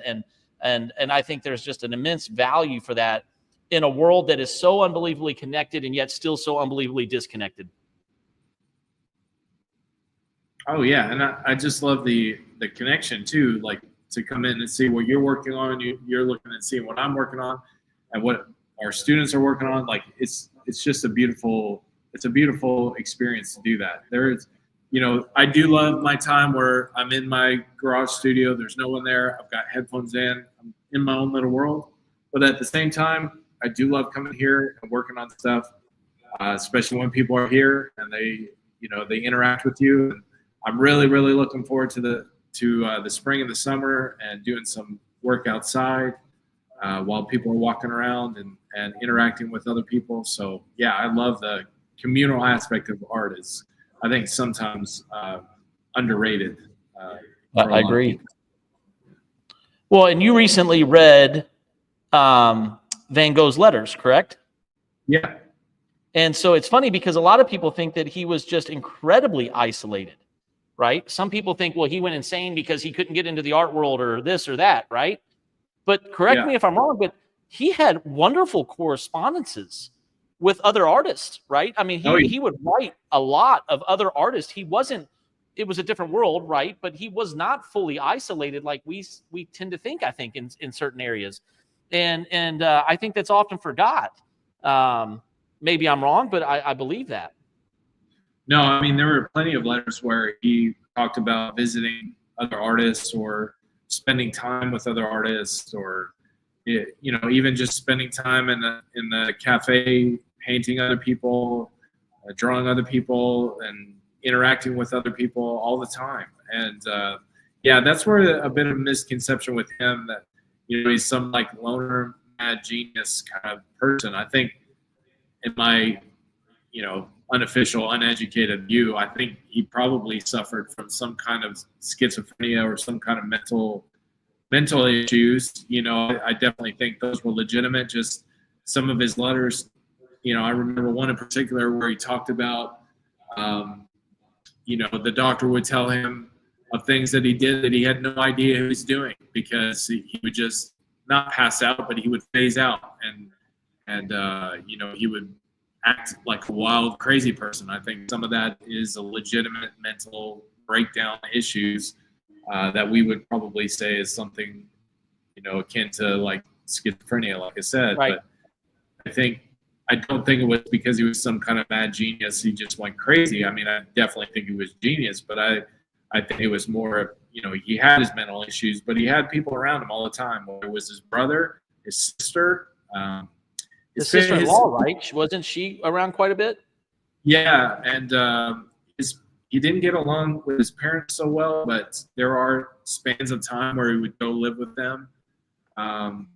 But yeah, so he had plenty of people. Now, I will say, I've heard reports that he was sometimes not the greatest person to be around. He didn't have the most magnetic personality, but I think he did testify to the fact that he had a lot of people around him when he was creating, for sure.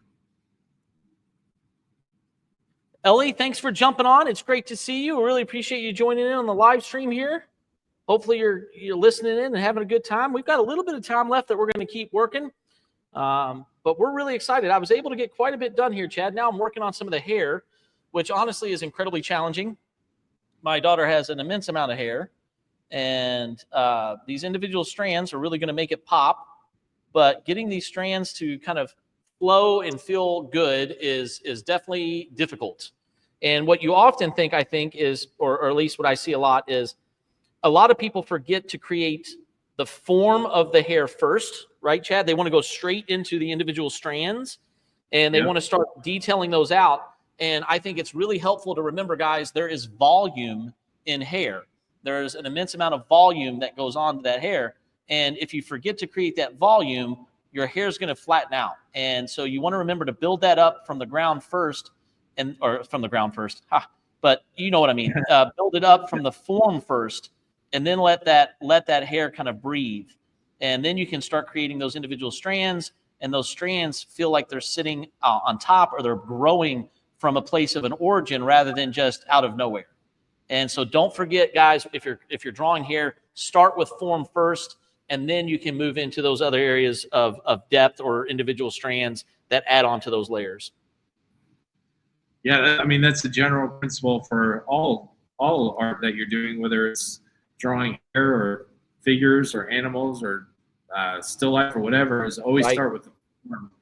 I'm always telling my students that most people, when they first start drawing, they just start with contour drawing. In other words, they draw the outline. They'll start with one place, and they'll just start, if they're drawing a person, they'll start with the side of the face, and then they'll draw the ear and the neck and the eyes and all that. And I tell them that, yes, some artists do that, and they do that that's their process. I totally get it, but I think the more, I don't want to say correct, but I think the better result will come when you draw the form first. You draw the shapes and the three-dimensional forms that compose those things that you're drawing. And exactly to your point, hair is its own form. It's got a three-dimensional shape. It's got body. It's got volume and mass.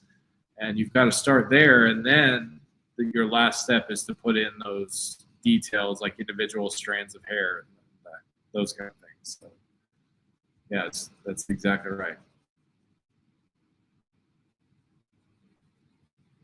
Well, and again, it's that old saying, trust the process, right? Trust the process. There's oftentimes when I'm in a stage of a painting or in a drawing or anything that I'm like, oh boy, this is not coming out the way that I anticipated. This is not giving me, the depth or anything like that. And I start getting nervous because I'm like, boy, I've just wasted a tremendous amount of time. But then I remind myself, I'm like, trust the process, trust that it's going to get there. It's going to get there. And usually after about, a few times of articulating that to myself and reminding myself of that, I sit there and go, yep, okay, it came out. It's there, right? The painting's finally there. Thank goodness I was patient, and I trusted my knowledge and my skills, and I knew where I was going with it because it came to life. Now, there's times when that doesn't happen, right? And you got to go, okay, time to change the process, time to change it up. But a lot of times, if you trust that process, trust the skills, the techniques that you've learned, it kind of comes to life. And I think that's really neat when that happens and that occurs. And then it's validating. All that energy, all that learning, all that training, all that studying is allowing me to finally get here. Like I said, 35 years in the making, guys. I've wanted to be able to paint like this for 35 years. I've never trusted. It's either I don't think I had the skill set to do it, or I didn't trust myself enough to do it, but I've never done it. And this is a wonderful thing for me personally. I'm very proud of myself for doing this. And I hope I continue to grow and push myself, because this painting is absolutely doing that. And I'm grateful for Chad and Thomas and other artists that have been on the streams and everywhere else that have helped motivate me and push me to do this. So thank you, all of you. Thank you guys for being a great motivator to me and allowing me to push myself as an artist and do something that so far I'm really excited about. So it looks like you got the sweater done. Is that right? Yeah, but now that I'm looking at it, I'm like, oh boy, lots of things I want to go back in and work on and tighten up, and that's okay, right? That's all right. In fact, I think it's healthy. You know, you've heard me say all the time, you got to step away, you got to get back, and that's all right. But yes, I feel very comfortable with this as a base layer. I feel like I'm finally getting there. I think it looks pretty good from a form standpoint, Chad, and I'm excited to continue to push and pull some of these values to really give it some more form. Once this section dries, I'll add in some additional strands of hair to really give it this wispiness. And I'm going to continue to build on some of these values within the basic forms like we were just discussing, and allow those to breathe, if you will, or come to life. So you'll see some value variation, but I'm also going to continue to let this layer dry a little bit so that way I can get depth and not just continue to mud up the paints. You'll see that that's one of the things I think happens a lot with oil painting is people don't have the patience if you're trying to work in this style, and their colors end up getting muddy. And it's because they weren't patient enough. You'll find I teach this with watercolors as well. Be patient, let it dry, right? Be patient, let it sit, because you're going to love that wash when it dries, or you're going to really value, no pun intended, you're going to value that value once it's there and you can paint on top of it.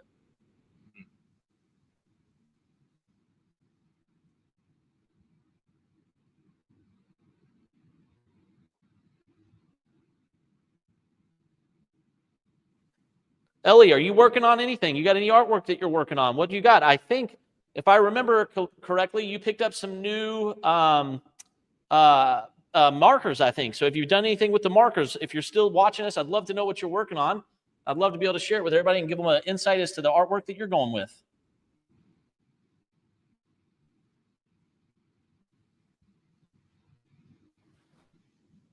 She may have jumped off. But either way, guys, if you're working on a piece, the goal is hopefully that you're working and painting and drawing with us, that you're enjoying getting some drawing time in your studio or in your space, or maybe you just like watching. I remember I used to just sit and watch the Bob Ross show on repeat, and now that it's on streaming, I sometimes still do that as well, and I just zone out and really enjoy just getting to watch an artwork come to life. You know, and there's been a lot of debate about him over the years. It doesn't matter. I could still sit and watch that oil just hit that canvas from a palette knife or a brush. I could even mute it and still enjoy it thoroughly. So it's wonderful. Maybe you're enjoying watching Chad's work come to life. Maybe you're enjoying watching this painting kind of come to life a little bit. We're very grateful that you're here with us this evening.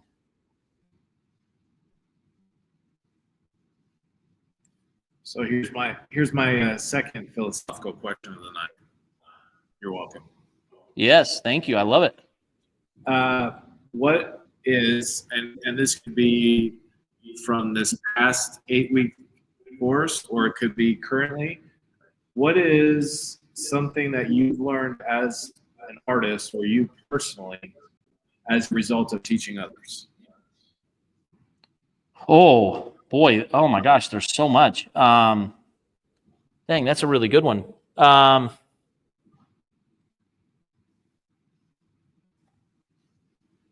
I think so. I've been called a cheerleader as far as an instructor, that my positivity is contagious and it's good and it helps and it's encouraging. And I'm very grateful for that. But I think one thing I've learned is it's okay to be your own fan. Like, I really love it when students see something that they've accomplished, Chad, and you can see them smile and you can see them go, I did that, right? And I think because I encourage them to achieve that, I encourage them to feel that way. And I'm proud that I'm able to help them on that journey. But what I've learned for myself is I don't do that enough for myself. I'm not my own fan enough. And I'm really grateful that I've learned that as a teacher, as an instructor. By giving that out, I need to remind myself I need to give myself that too. And I think that's probably one of the most profound things I've learned as being an instructor. I do want to go back. Ellie did jump in. She did join us. And she says that she's just been playing with the new markers. She hasn't done a project with them yet, but she did do a drawing with the Prismacolor pencils, and she loves it. Guys, if you haven't worked with Prismacolor pencils, they will change your life. You know, there are some people that you can do all kinds of work with them, but I'm telling you, Chad, correct me if I'm wrong, that's a big step up from your good old Crayolas there, right? I mean, there are some things where your materials do make a difference, and color pencils, it's one of them. So I'm glad you love that piece, Eliana. And that's a perfect example of a student loving their own work and being their own cheerleader. And I think it's awesome, Ellie. I think it's awesome that you have the courage to be like, and you love it. And I think that's great. And I'm so glad you do love that. That's fantastic. What about you, Chad? What do you think? I know, you know, you've recently really kind of, you know, really dove in as an educator, as a teacher, and instructor. What do you think is something that has changed the way that you perceive things or the way that you've been working? I think I'm really excited about this 8-week round because I've changed kind of my approach to teaching. And so I'm really looking forward to that. And every time you prepare something that you're going to teach, it makes you more conscious of what you know about it and refine about it, right? So, you know, like, for example, you know, I was teaching that young man the other day on our intro to cast drawing. And it was like just going back to the basics of using a pencil, how you sharpen a pencil, things that I take for granted that maybe some of our students have never done before. And it was just a beautiful moment. You know, I hope he watches this today, and I was encouraging to him, but I just remember as he was sharpening, I was teaching him how to sharpen a pencil with the long lead so you can use it in a very fine manner. And as he was sharpening it, he kept breaking the lead, and he was getting discouraged. I was like, no, that's great that you're breaking the lead because it teaches you a very soft hand, you know, to be able to sharpen with such skill. And oftentimes we just kind of like brush over that, like, oh, you know, stick your pencil in a sharpener and that's it, you know. But there is a skill to even sharpening your pencil. It's like when I worked in the kitchen, there's a skill to sharpening your knife and making sure your tools are ready to go, clean and nice. And I think it was the same with that. So just as I've kept lessons as well, just thinking through, like, how do I communicate step by step how to learn something. So I've been thinking about that, like drawing 101 and with the cast drawing, just going from, how do you go from sharpening a pencil, making your marks, understanding tone, understanding layering, understanding form, understanding measurement, how to get something that's 3-dimensional onto a 2-dimensional surface. Just going through all of that just really refines your own thinking and your own practice. You know, I would agree. I would agree. We did get some additional feedback that Eliana did say that the color pencils, they have changed my life, and it is definitely a step up. Sometimes you can do amazing works with no materials, but yes, there are some things when you get experience with it and you're like, wow, this is a game changer, right? I can blend. The reason I'm saying this about the Prismacolor pencils, ladies and gentlemen, if you're watching, is color pencils, you can do a lot of different techniques, just like a lot of mediums. But when you have the lead, the appropriate lead, you can blend and you can layer and get just beautiful elements with colored pencils that you can't get with a waxier, you know, lead or a waxier pigment or a cheaper pigment. And so it's a huge difference when you have that. And I'm so glad it's changed it. But we also have a question here. We haven't heard about, apparently she's gotten a new beautiful desk, Chad. And you and I love good drafting tables. We love good drawing desks, good situations. So no, we have not heard about this new desk that Eliana has recently gotten with her artwork. But we know that she's gotten some new colored pencils, and we know that she's gotten some oil-based markers that she's testing around. And guys, don't we love that? We love knowing what you're working on. We love knowing what projects you've got working. It's exciting for us. It's invigorating for us, and we love it. So please don't be afraid to share those out with us. We like hearing all about it. Thank you, Eliana, for sharing that with us and for joining us this evening as we paint. Guys and gals, we got about 20 more minutes. So if you got a question, if you got a comment, throw it out there. Let us know what you think of these current works of art. Give us your favorite part so far or what you're working on or what you're doing. But thank you for being a part of this and joining us this evening. What a blast, Chad. What a blast. Yes, I look forward to these live sessions literally all week. That's all I think about. So I'm so happy to be on here, and even with the weather being the way it is, I'm glad we were able to get together and do this. We did have to, we didn't have to, but we chose to cancel classes today and yesterday. If you're one of our students, boy, do we miss having you in the studio, but we want you to be safe. We want you guys to be comfortable, and we are just going to extend out the 8-week session so that way you don't miss a session, you don't miss instruction or a course or anything like that. So we're just so glad everybody's doing okay. I did actually drive home from the studio yesterday, Chad, and it was a terrifying experience. I saw a vehicle slide and then proceed to flip and go down the road. And that's when I literally sent our team, our leadership team, a message and said, guys, I think we made the right decision. I'm glad that we did. It stinks that we're not here together, guys, creating, painting together. But ultimately, it's artwork, it's life. We don't want anybody to be in danger or anything of that magnitude. And so we're so glad that you guys are maybe able to join us this evening as Chad and I are here painting. But thank you guys so much. It's such a blast. It's such a fun time. And next week, Chad, we may be getting more snow too, but it sounds like there's going to be some sleet and freezing rain and snow and everything like that. That's going to be coming to the area. So we might have to cancel a couple others. But don't worry, we will be back. Oh, yeah. Okay, here we go. We got a question. I'm gonna get to this. We've got two really good questions. He goes, what's up with the big thing of yellow? So great question. This entire piece, let me see if I can do this. I'm going to see if I can put this full screen here for a second, Chad. This entire piece has an underpainting of yellow ochre. So this entire work of art has an imprimatura, which is the first layer, that is yellow ochre. And the reason I did that is because I wanted it to glow through. So this is a grisaille. It's an underpainting in gray tones, but underneath the grisaille is the imprimatura, which is this yellow ochre. If I pan over here, let's see if I can do this quickly. If I pan over there, you can see that painting is defenestration, and I'm probably not saying that correct, but I'm going to try. But that is actually in raw sienna because it's more earthy and undertones. But what I really wanted is once I do add on, as soon as this grisaille or this gray tone underpainting is finished, that yellow ochre is going to glow underneath. And because it's oil painting, there's a level of transparency that takes place. And actually, let me see if I can do this. Hold on one second, guys. See if this will show up. Chad, tell me if you can. Tell me if you can see this. I don't think it's powerful enough. Can you guys see that light going through that painting back there? Yes. Look right on that hair, guys. If you guys can see that light, that is light coming from the back of the canvas. And it's just, you can see it right there, right on that strand of hair. And so as light passes through the canvas, those colors influence the other surrounding colors on the top of the layers. So the reason that is you'll see other people do bright colors for acrylics or any kind of, you can pick any color you want, but know that that color is going to affect the rest of your painting. So this yellow ochre is going to give it this nice little glow. And I wanted that glow because of the moment of this. Again, we've talked about this at length, but I really love yellow ochre. Yellow ochre and raw umber are some of my personal favorites. And so I wanted to do a yellow ochre and premature, our first layer or underwash. And then also what helps with that defenestration is that it allows me not to paint on a white background or white ground. So I have a neutral tone that's allowing me to push and pull my darks and lights rather than working on a straight white canvas. And I think that's a huge thing for me as an artist. It allows me to push and pull my values a lot more.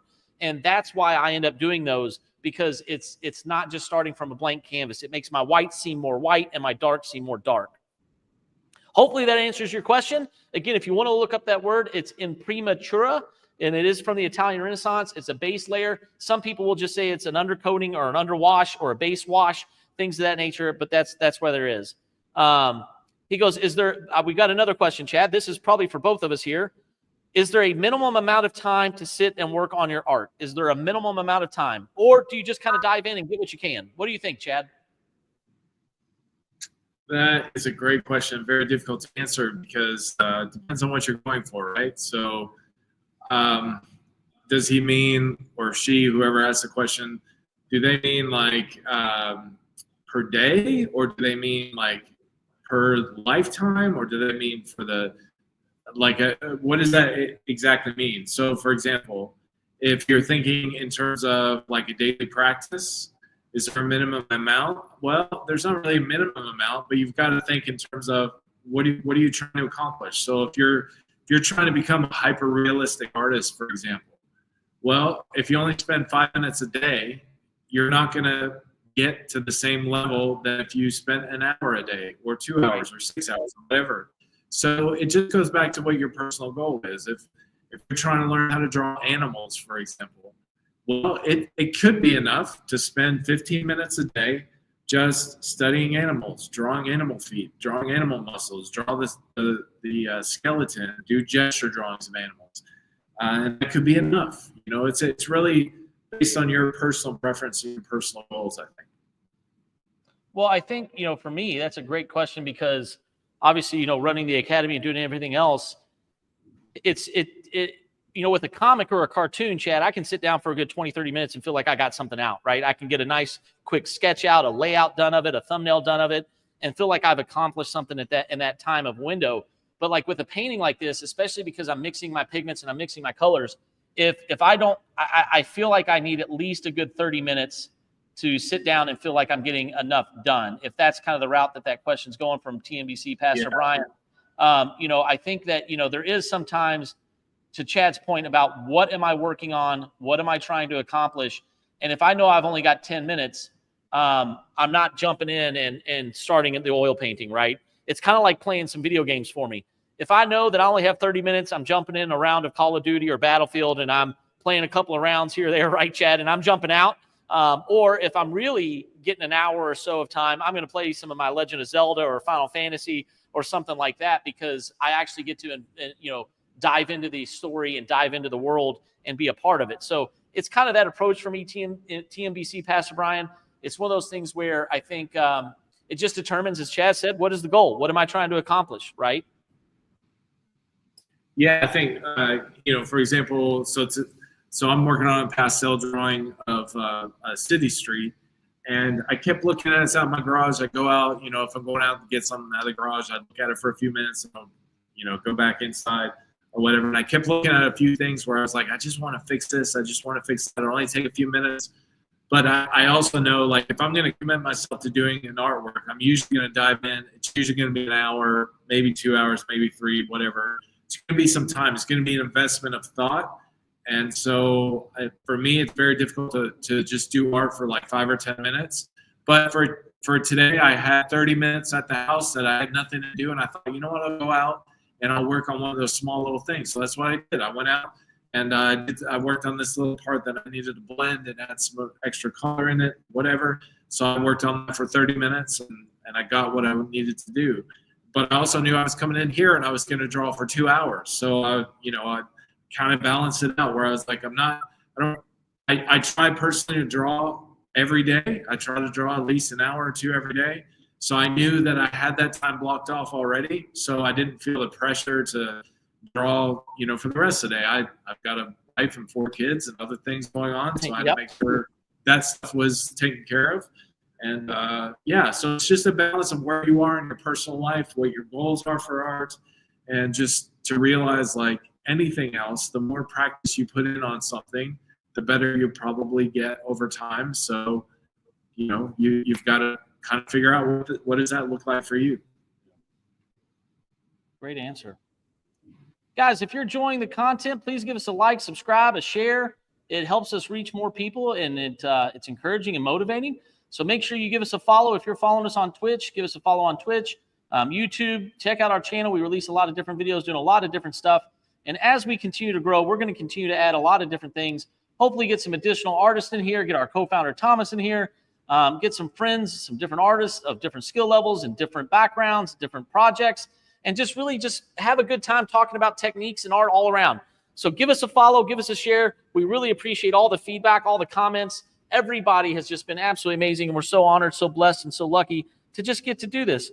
And so it's just fun, and we're going to keep doing it. Again, we're going to be doing this every Saturday. We may have a few Saturdays that we may have to miss due to classes and courses, but our goal is to do this every Saturday from 6 to 8. So put it on your calendars, set a reminder, come enjoy us, grab your sketchbook, grab your pens, your papers, your pencils, your brushes, your paints, palettes, everything you've got, whatever you're working on, and come and create with us every Saturday night from 6 to 8 here at the Visual Arts Academy and Studio. We are so honored and lucky to just be able to create with you guys. It's a joy.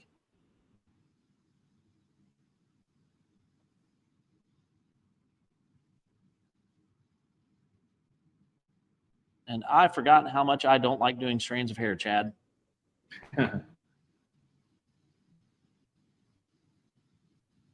Well, as long as you're not doing every single one, I think you'll be fine. Yeah, creating that form, but I have a couple of accents, especially so. Oh, sorry, I just bumped the camera there. One of the things that I'm really trying to focus on is utilizing the hair as almost kind of like contour lines, right? To provide that shape, to provide that element of drapery, if you will, of the hair draping across. So I've got to get these first few strands in here so that I can add in some additional ones, which is somewhat challenging, honestly, but we will get there, guys. You got to trust. What did we say a while ago, Chad? Trust the process. Trust the process.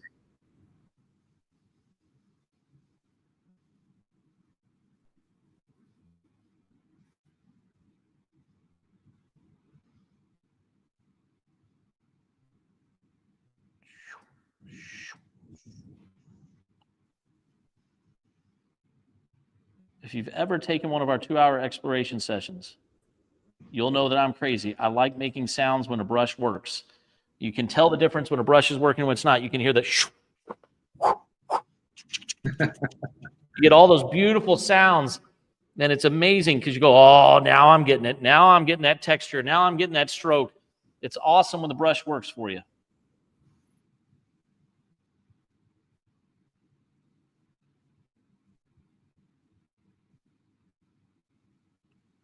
What wonderful questions, man, Chad. You come fully loaded and fully prepared, but I appreciate it every time. It's always such a great discussion, always such a great conversation. It's interesting to say the least to just be blindsided about some of these questions. Some of you may ask, we don't ask each other these questions beforehand. We want it to be right on the spot with you live. And so, Chad and I tried not to, actually, we don't try. We just don't. Do or do not, right there, TNBC, Pastor Brian, do or do not. There is no try. And we sit there and if anybody doesn't know, that's a good Yoda reference. But we try. I just did it again, Chad. Good Lord. We don't share the questions before we go live. That's what I'm trying to say. We don't share the questions so that you guys get a genuine on-the-spot response, and hopefully it's from the heart. And I think Chad and I try to do a really good job of that, guys, of giving you that information right from the heart. And hopefully, we may not be right on everything, but we try to share it and get it out there for you guys. So it's a joy to just be able to come on the spot with these great questions that you bring to the table, Chad, every single time. I'm grateful and honored that you do. Well, thank you. I've got an 8-minute question if you want, since we're coming down to Let's our do time. Let's do it. Yeah, we got about 8 minutes, guys. Then we're going to wrap up for today. But what's this 8-minute question we got? Okay. What is the most difficult thing that you've had to learn how to draw or paint? Oh my gosh. I'm gonna have to think about that one for a second. Do you have an answer? I'm gonna have to think.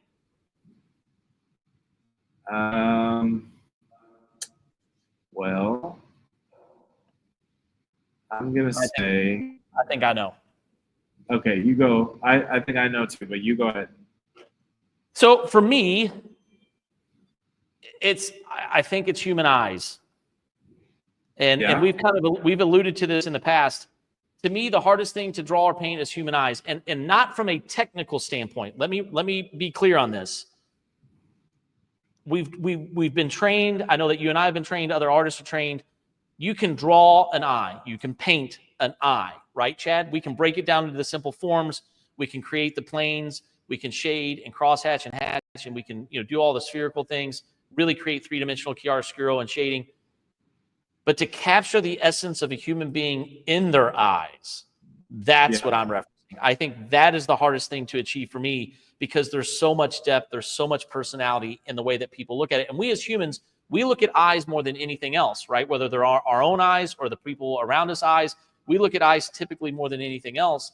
And I think to truly capture the essence of a person, their personality, their energy, getting that in the formal drawing of an eye, I think that's probably one of the hardest things I've ever learned how to do. That's a good one. I like that one. I'm going to say there's two for me. One is, and they're both kind of current things that I'm struggling with. Number one is color. And you and I have had that conversation. I thought you meant just draw or paint. I didn't know you meant like color theory. Yes, color theory is the hardest daggone thing. Absolutely, color theory is the hardest daggone thing. 100%. I take mine back. Yes, color and then composition. And the reason why I say that is because as I've looked at my body of work or portfolio or however you want to put it, I've noticed that a lot of my drawings feature a single object in the middle of the picture. And the reason why is I'm usually doing it to focus on a technique. I'm trying to like work on shading, or I want a certain texture or something like that. So I neglect the composition for emphasizing that particular thing. And I just realized that, and that's a hard realization to it's a hard self-evaluation, because you're basically saying to yourself, like, you need to get better, to do different things. You need to change what you're doing. That's a really hard thing to grasp, because a lot of times I think much more quick to justify it or try to explain it away instead of actually dealing with it. And so the thing that I've challenged myself, especially this year, is to draw things that draw pictures with more elements in the picture plane, not just a single thing that I'm trying to work on, but relationship of objects together or figures together, different compositions, just things that are a lot more complex. I think most of the great artworks that I respect, the reason why they're so eye-catching is because the composition is just so unique or so well done. It's less about the detail. Like, for example, I think of I can't think of it. I can't say his name right. Durer, whatever. Oh yeah. When and he did the bunny rabbit, and it's just a rabbit by itself.